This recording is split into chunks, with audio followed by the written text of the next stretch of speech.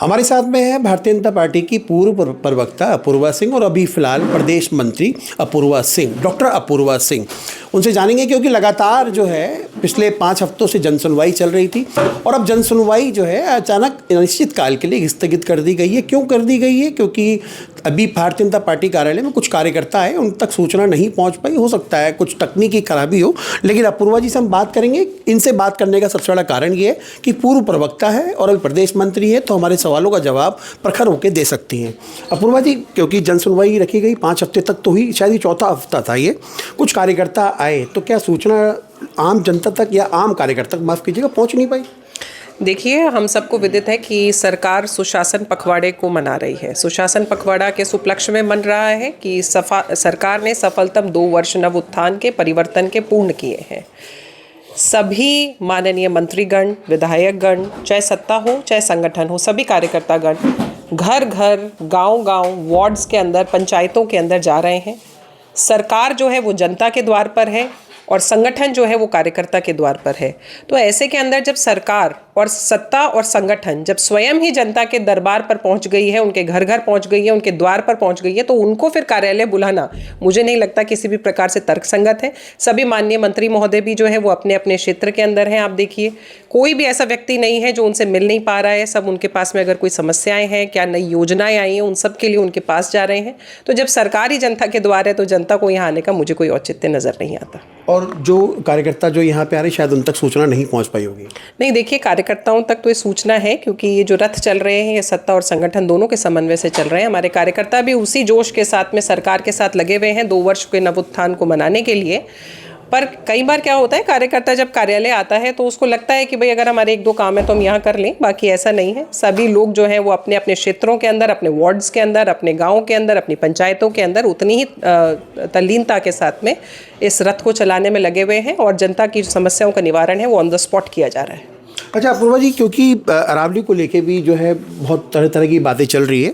Bharatiya Janata party और भारत की केंद्र सरकार के मंत्री आम जनता को समझाने का बड़ा प्रयास भी कर रहे हैं, लेकिन कांग्रेस जो है लगातार इस मुद्दे को जो है उठाती हुई जा रही है। क्या कारण है कि अरावली खत्म होने से या जो 100 मीटर की जो बात चल रही है, उसे कैसे ज़मीन से, जैसे कि राजेंद्र राठौड़ जी ने कहा कि जो उसकी जड़ें हैं उससे 100 मीटर तक इसकी दूरी नापी जाएगी, लेकिन कांग्रेस इसे बड़ा एक मुद्दा बना रही है। देखिए, कांग्रेस को मुद्दा बना रही है तो वो एकदम बेतुका मुद्दा बना रही है। उसका कारण ये है, देखिए, कि अरावली के ऊपर जो निर्णय आया वो सुप्रीम कोर्ट का निर्णय है। वो भारतीय जनता पार्टी का निर्णय तो है नहीं कि भारतीय जनता पार्टी को कटघरे में आपने खड़ा कर दिया है। भारतीय जनता पार्टी तो इकोलॉजी को सेव करने के लिए, एनवायरनमेंट को सेव करने के लिए यथासंभव जो है वो प्रयास करते हैं। और सोचने का विषय ये है कि राजस्थान के अरावली के अंदर अगर सबसे ज़्यादा माइनिंग हुई है तो वो किसके टाइम में हुई है? वो कांग्रेस के टाइम में हुई है, वो अशोक गहलोत जी के टाइम में हुई है। तो मैंने फिर वो कहा ना कि 100 चूहे खा के बिल्ली हज को नहीं जा सकती। जिन्होंने स्वयं को अरावली को खोदने का काम किया हो वो किसी दूसरे पर आरोप नहीं लगा सकती। और इसके लिए हम भी साथ हैं। अगर ये पिटीशन दोबारा लगती है और सुप्रीम कोर्ट अगर इस ऑर्डर को रिव्यू करता है तो we are with the supreme court, we are with the people. और हम अरावली को बचाने के लिए जो हमसे बन पड़ेगा भारतीय जनता पार्टी उसको बिल्कुल करेगी। लेकिन क्या कारण है कि अरावली को, क्योंकि खनन की अगर बात की जाए तो अगर वसुंधरा जी की सरकार थी तो उस समय 500 करोड़ का घोटाला हुआ था, खनन घोटाला हुआ था, क्योंकि वो भी अरावली का ही था। अब तो कहाँ सरकार एक्चुअली, क्योंकि हम राजस्थान सरकार की, अरावली हमारे जीवन से जुड़ी हुई है। हम लोग घूमने के लिए माउंट आबू जाते हैं। कांग्रेस के जो निर्मल चौधरी हैं वो 1000 किलोमीटर की अरावली यात्रा निकाल रहे हैं। भारत का राष्ट्रपति भवन वो अरावली की पहाड़ी पे बना हुआ है। तो क्या लगता नहीं, ये आपके और हमारे दिल से जुड़ा हुआ मुद्दा नहीं हो सकता है? मैंने इसको कभी डिनाई नहीं किया। मैंने आपको पुनः कहा कि अगर इकोलॉजी को सेव करने का, एनवायरनमेंट को सेव करने का अगर सबसे ज़्यादा दारोमदार किसी पार्टी ने अगर उठाया है तो भारतीय जनता पार्टी ने उठाया है। भारतीय जनता पार्टी उस विचारधारा की पार्टी है जो पत्थर में भी शंकर को, कंकड़ के अंदर भी एक शंकर का रूप देखती है। तो हमने कभी भी अरावली का जिस प्रकार से कांग्रेस के सरकार में दोहन हुआ या जो कोर्ट का जो स्टेटमेंट आया है उसको हमने कभी एंडोर्स नहीं किया। मगर फिर से मैं ये कहूँगी, क्योंकि न्याय प्रणाली के अंदर न्याय की जो तौर तरीके हैं, न्याय की जो उच्चतम कहते हैं कि एक मंदिर है तो वो सुप्रीम कोर्ट है। तो सुप्रीम कोर्ट ने जो ऑर्डर दिया है उसको रिव्यू करने का अधिकार सुप्रीम कोर्ट को ही है। और जिस प्रकार से राजस्थान की जनता, जिसमें भारतीय जनता पार्टी भी है, जिसके अंदर अन्य जो एक्टिविस्ट हैं वो भी शामिल हैं, उन्होंने अरावली को बचाने की बात कही है, वो तर्कसंगत मुझे लगता है कि जो कोर्ट ने दिया है उसको कोर्ट ही रिव्यू करेगी। और रिव्यू अगर करती है तो उसके जजमेंट को वापस से धरातल पर लागू करने में भारतीय जनता पार्टी कहीं पीछे नहीं रहेगी। तो बिल्कुल देखिए, ये थी अपूर्वा सिंह, पूर्व प्रवक्ता है और फिलहाल अभी प्रदेश की मंत्री हैं।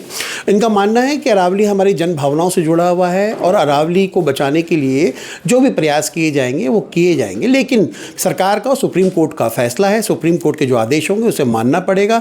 लेकिन जन भावनाओं से जुड़ा हुआ राष्ट्र, इन्होंने कहा कि कार्यकर्ताओं की जन सुनवाई जो है अब सरकार उनके घर तक जा रही है। सरकार ने जो रथ रवाना किए तो उनके माध्यम से उनकी समस्या का समाधान हो रहा है।